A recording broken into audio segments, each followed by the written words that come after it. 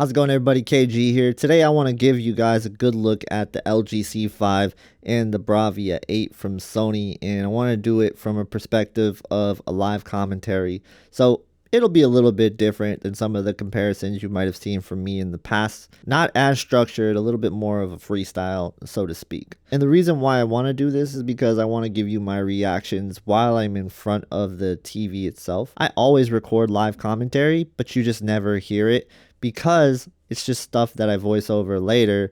But I do that for myself to create audio notes. But I thought, it's not too bad to just share the process with you guys. So hopefully this will give you guys a little bit of an understanding of what I see. So I'm just going to go through a couple of stills from the Batman versus Superman that I was looking at on both of these TVs. And there's something that I always see on LG TVs that just continue to be a thing.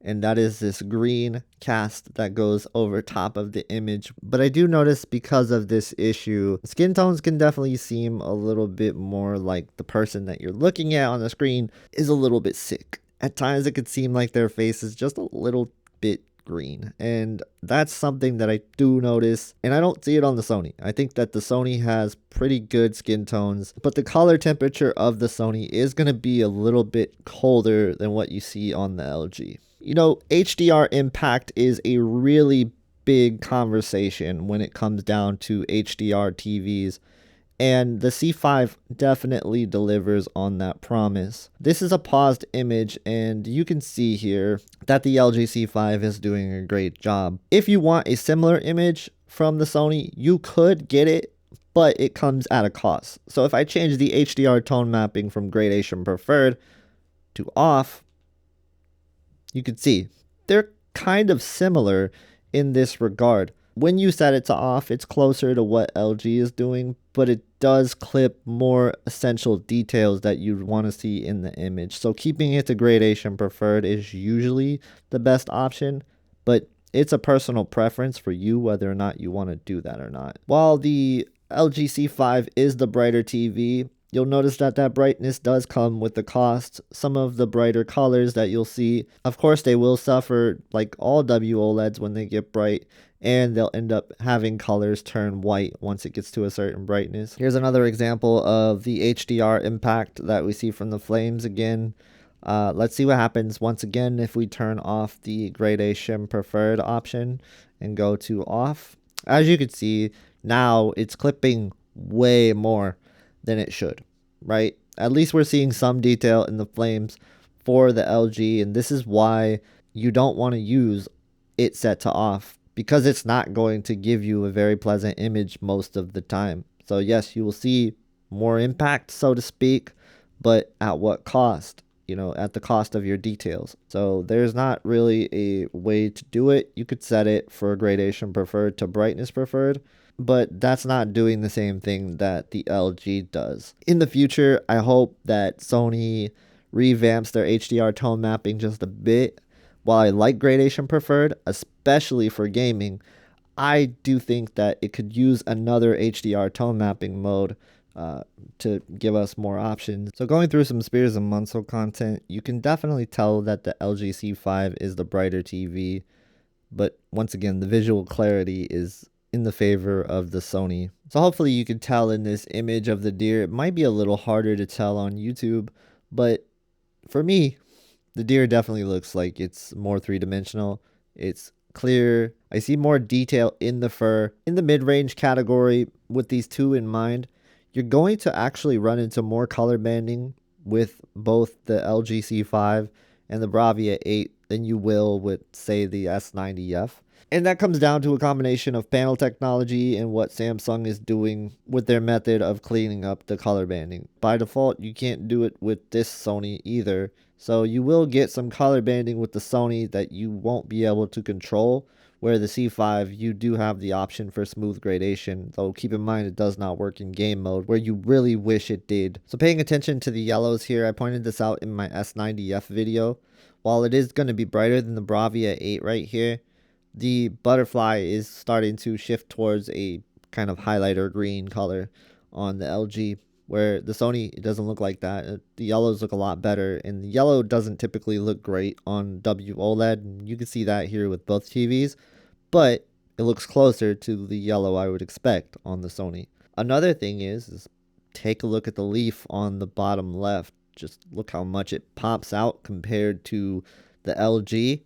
And this again goes back to visual clarity and some things that you'll notice. These details really stick out on the Sony.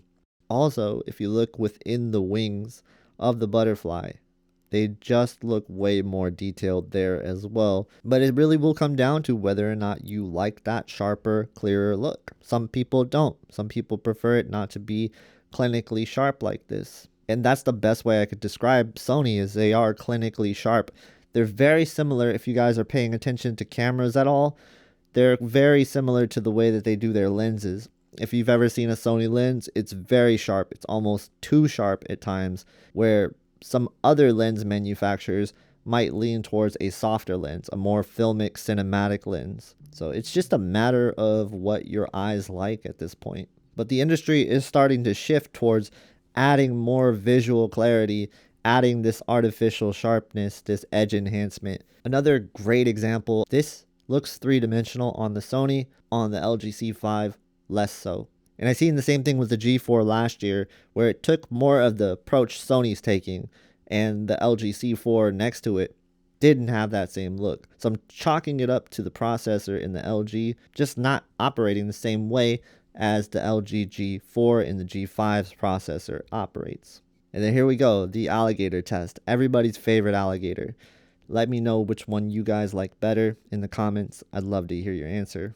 And looking at this image here with the cow, you'll notice that the green on the grass for the LG is going to be a little too saturated in my opinion. You can see the burnt grass on the Sony, but on the LG, you see it less so because of the way that it operates with the greens. Just something I've noticed. And on the Samsung, the greens look closer to what it looks like on the Sony.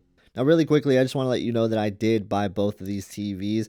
And if you guys want to help support the channel to see more future comparisons just like this, please consider shopping from my affiliate links in the description. Thank you guys so much for your support. Now let's continue on with the rest of the video. The game mode is definitely going to come down to whether or not you prefer to have a brighter image or if you prefer to have the best picture quality in game mode, period.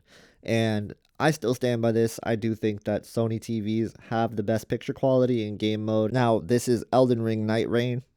I personally always thought that Sony just looked incredible on Elden Ring compared to the LG, compared to a Samsung. It just was the game I loved playing in HDR on a Sony. For good reason, man. I'm telling you, the way that Sony does their tone mapping is such a benefit for games that really do not have HGIG compatibility.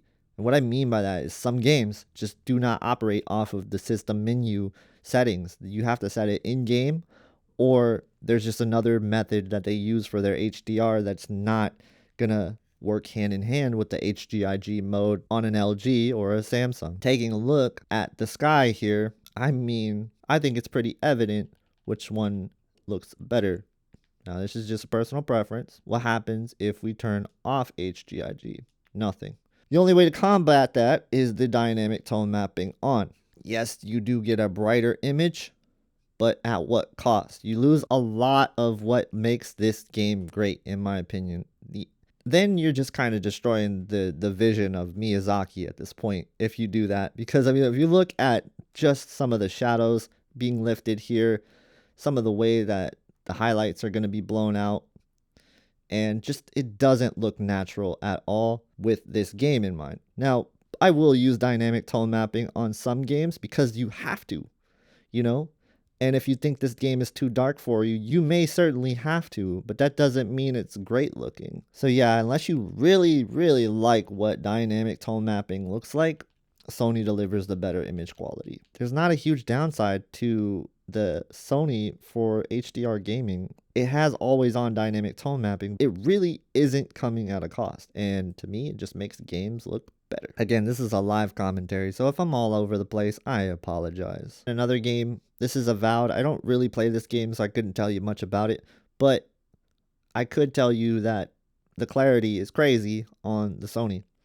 I hope you can see this, the visual clarity difference. If you just look at the textures, it almost looks like I'm playing on PC. It really does look like I'm playing on a different system entirely. So I'm playing on console right now. Console definitely has this softer look, not intentionally, just because it has to. But with the Sony, you take that and you clean it up and it looks really great. Like, I can't tell you how much I love gaming on a Sony TV because of this. Again, it just kind of looks like I have a better texture pack installed. And when you go back to talking about how games look in HDR, you guys be the judge here. So here we are in SDR game mode. This is Expedition 33, aka the best game of all time. And really, both look great. New for the C5 is actually the ability to unlock your peak brightness in SDR game mode. So that's really nice to see that they made this change. And with this change, I will say that it looks brighter on the LG, but not miles brighter, not like significantly brighter to my eyes. So to sum it up, it's a matter of, do you want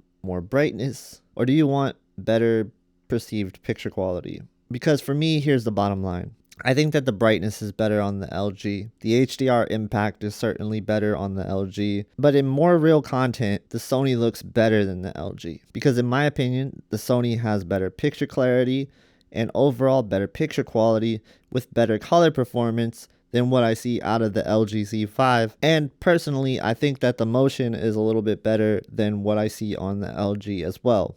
Although they're both pretty good in terms of motion. I just give the edge to the Sony. And then I didn't really touch on upscaling yet, but I will here. I do think that the upscaling out of the TVs is much better on the Sony TV than it is on the LG C5. That's just my opinion. I would love to hear what you guys think. Tell me in the comments. Thank you guys so much for watching. Please subscribe to the channel and I hope to see you in the next one.